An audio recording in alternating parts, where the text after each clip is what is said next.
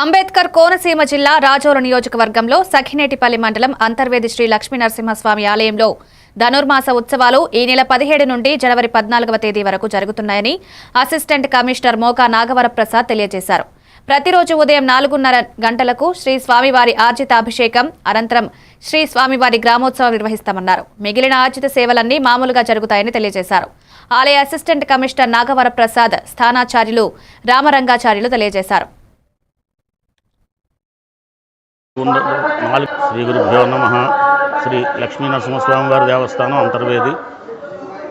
స్వామివారి ధనుర్మాస ప్రారంభం సందర్భంగా డిసెంబర్ 16వ తేదీ నుండి భోగి రోజు వరకు కూడా స్వామివారికి ధనుర్మాసం సందర్భంగా తెల్లవారుజామున 4 గంటల 30 నిమిషాలకు అభిషేక సేవ, అనంతరం ధనుర్మాస నివేదనలు, తీర్థగోష్ఠి, అనంతరం ప్రతిరోజు కూడా పల్లెకిలో స్వామివారి గ్రామ సేవ జరుగుతుంది.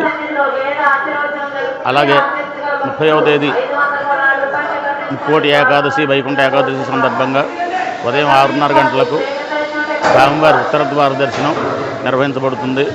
కావున భక్తులందరూ కూడా స్వామివారిని ధనుర్మాస కాలంలో స్వామివారిని సందర్శించి అనుగ్రహ కటాక్షాలు పొందవలసిందిగా కోరుచున్నాం. ఓం నమో లక్ష్మీ నరసింహాయ నమః.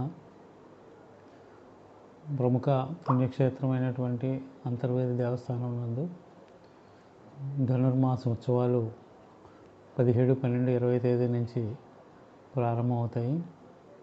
ఈ ధనుర్మాసంలో ఉత్సవాల సందర్భంగా స్వామివారికి జరిగేటువంటి అభిషేకాలు ప్రతిరోజు 5:30కి జరిగేటువంటి అభిషేకాలు తెల్లవారుజాము 4:30 గంటలకు ప్రారంభించబడతాయి.